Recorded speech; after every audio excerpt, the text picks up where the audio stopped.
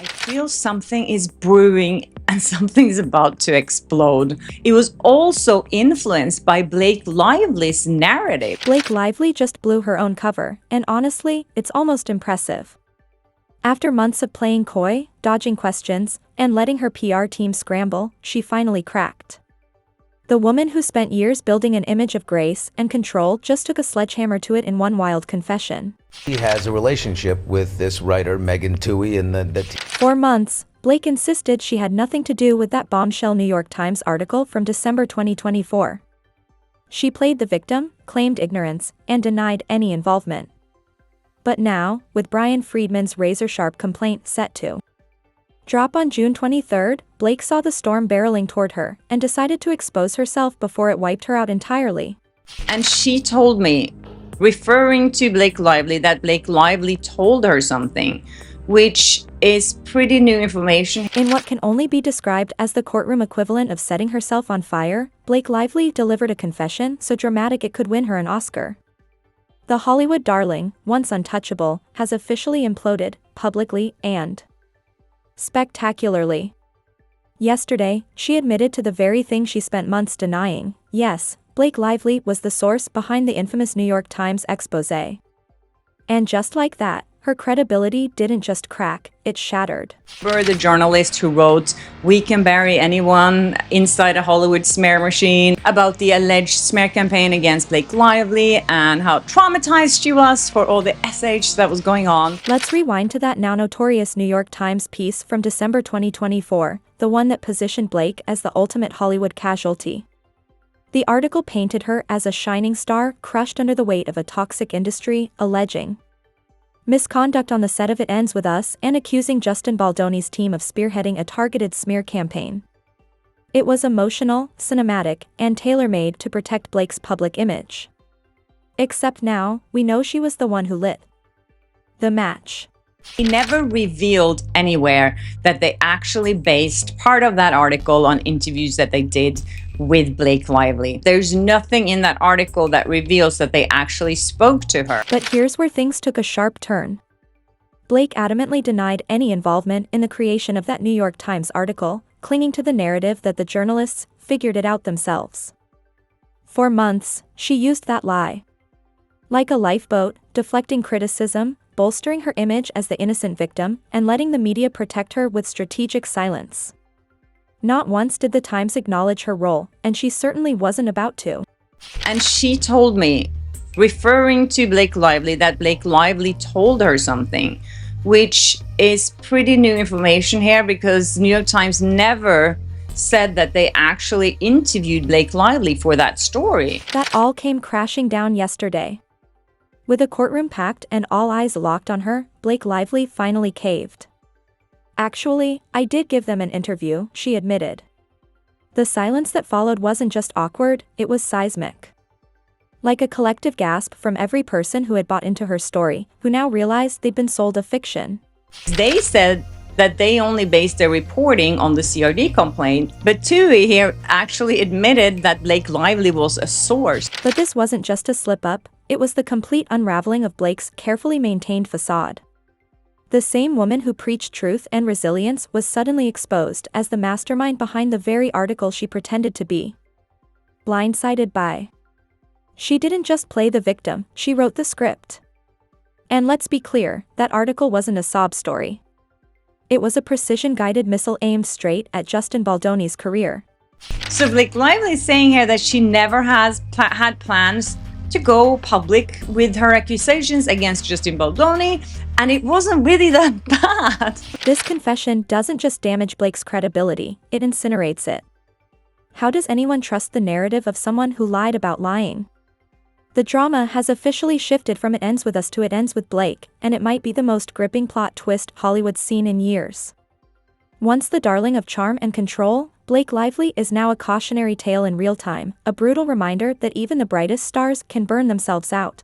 No, I spoke up because I wanted to address it, and I thought that I had, and I never had any intention of discussing this or going public with my accusations. Blake Lively's innocence was always her strongest asset, a perfectly crafted facade that could disarm critics and win over fans without breaking a sweat. But here's the kicker: that innocence it's as real as a Hollywood romance the moment she decided to weaponize her sweet Aspie image to orchestrate a career-ending smear campaign. She let go of the one thing keeping her untouchable, and no, it's floating away as unreachable as that balloon at a kid's birthday party.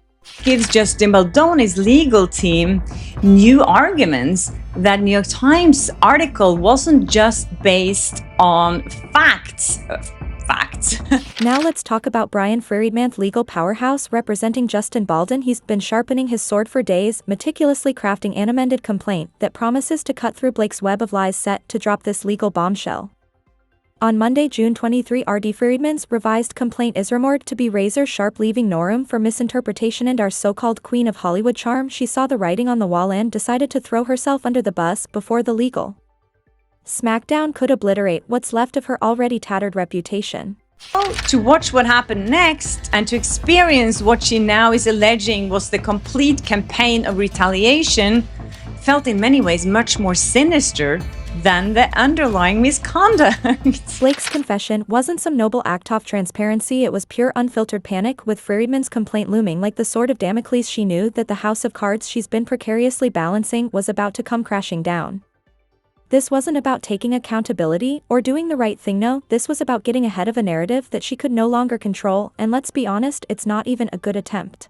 So in Justin Baldoni's lawsuit, he accuses Ryan Reynolds and Blake Lively of colluding with the New York Times. And I think explicitly it says for months, that they were plotting with the New York Times for months to smear him. Friedman's amended complaint isn't just some rushed paperwork thrown together in a few hours. Sources say he's been taking his time gathering every shred of evidence and meticulously connecting the dots, emails, texts, timelines, you name it, he's got it. Friedman's reputation as a legal bulldog precedes him, and he's not a Buddha. Let Blake slip through the cracks with her carefully curated sob story. The word on the street is that this complaint is going to hit Blake right where it hurts, exposing every lie she stole and every narrative she's twisted. Maximum Effort Productions. This is the same production company, the same marketing company of Ryan Reynolds. We all have heard of Maximum Effort Productions. We've heard of them. Why the sudden change of heart? Simple. Blake's terrified Friedman's complaint isn't just going to poke holes in her story, it's going to tear it apart at the seams. She knew that once Monday rolls around, her lies would be laid bare for the world to see. And rather than wait for Friedman to strike the killing blow, she decided to throw herself on the sword first. But let's be real, it's not bravery, it's self-preservation at its most pathetic. There's something in that amended complaint that, oh my God, I can't wait to read. So here we are, just days away from the legal reckoning. Blake tried so hard to avoid Friedman's complaint, promises to be a masterclass in accountability, while Blake's confession is already being dismissed as too little too late. The queen has officially fallen, and come Monday, the world will finally see just how dirty her game really was. Stay tuned, because this train wreck is far from over. She first came out with all this, I went, what an asshole he is, you know? And Everyone did. As a daddy girl, you know, a girl daddy, I thought, oh my God. Girl dad. I was really angry. Think about it, the very idea that Blake, America's sweetheart, could meticulously plan to ruin Justin Baldon's career and sabotage it ends with us is both audacious and chilling. We're not just talking about petty gossip or snide remarks here. Blake went full corporate espionage mode. Sources allege she and her team, led by the infamous Leslie Sloan, fed carefully curated stories to major media outlets. These weren't innocent misunderstandings, they were calculated character assassinations. It looks like Justin Baldoni may have a very strong case against the New York Times. You're not going to believe this, okay? This pertains to data. Justin's reputation was dragged through the mud, was labeled everything from controlling to predatory, and it wasn't just his name at stake. His movie, the culmination of years of work, became collateral damage, and Blake's master plan reports show that. By August 2024, months before Blake even filed her so-called retaliation lawsuit, negative articles about Justin were flooding the press. Coincidence? Hardly. Lively is not a good person, that she has proven herself not to be a kind person, okay?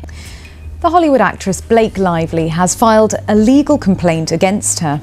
against her It Ends With Us co-star Justin Baldoni, alleging sexual harassment and a campaign to destroy her reputation. Let's start with the lawsuit, the so-called smear campaign saga that Blake herself lit the match for in her case filed in November 2024. Blake went after Justin Baldoni and his team, claiming they leaked confidential information about her. Sounds dramatic. Right, well, here's the kicker. Her lawsuit didn't mention a single word about the alleged sexual harassment that was supposedly the foundation of her grievances. Nadata, it's like filing a police report for a burglary, but forgetting to mention you're missing. Tivesh sees herself as Casey from Game of Thrones' Mother of Dragons. What Blake did focus on, though, was the Vans and ink subpoena she fought tooth and nail to secure emails and text messages claiming they'd prove Baldwin's team was out to get her. But guess what those messages showed? A lot of Blake's own hypocrisy. Instead, negative articles about Justin Baldwin. Those started rolling out in August 2024, a full 9 days before Melissa Nathan Baldwin's crisis PR expert was even hired. Convenient, right? Here's the timeline. For context, Melissa Nathan joined Baldwin's team in early September 2024, yet by August 25th there were already dozens of articles painting him as controlling and abusive. Who's running the smear campaign? Blake, because your fingerprints are all over the scene off this PR crime. She sees herself as Khaleesi from Game of Thrones, Mother of Dragons. Now let's talk about Blake Lively's confession and courtroom meltdown. For months, Blake denied giving an interview to the NITT. She confidently claimed, "I didn't share anything with them, they just pieced it all together." She, Blake, because we all know investigative journalists just magically stumble upon private insider details. But yesterday the truth came out, and it hit harder than any of her PR-crafted one-liners. She admitted on record that she had indeed spoken to the Times. Suddenly, the woman who built a career on her innocent, wholesome image is caught red-handed in a lie so big it might as well be a plot twist in one of her movies.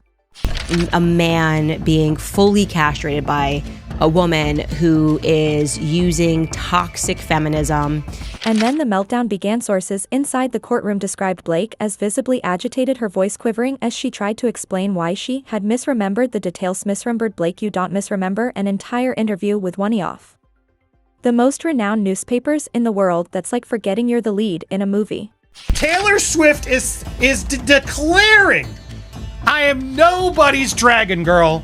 Yeah, I am not your dragon. I've stayed quiet. I've stayed away. But girl, now that I'm getting dragged in this, you're about to get run over." What's worse is how blatantly transparent her motives became when questioned about the timing of her allegations against Justin Baldwin and her supposed retaliation claims. Her answers fell apart faster than It Ends With Us box office projections, down 40% since the controversy erupted. Blake admitted that her focus wasn't entirely on misconduct or harassment, but rat heron, protecting her reputation. Let that sink in. The same woman who built her narrative around being a voice for survivors essentially confessed that this was never about justice, it was damage control. The numbers don't lie. Articles attacking Justin began circulating as early as August 2020, months before Blake's claims surfaced publicly. By the time Melissa Nathan, the so-called architect of Justin's PR team, even entered the picture, there were already dozens of stories framing Justina's a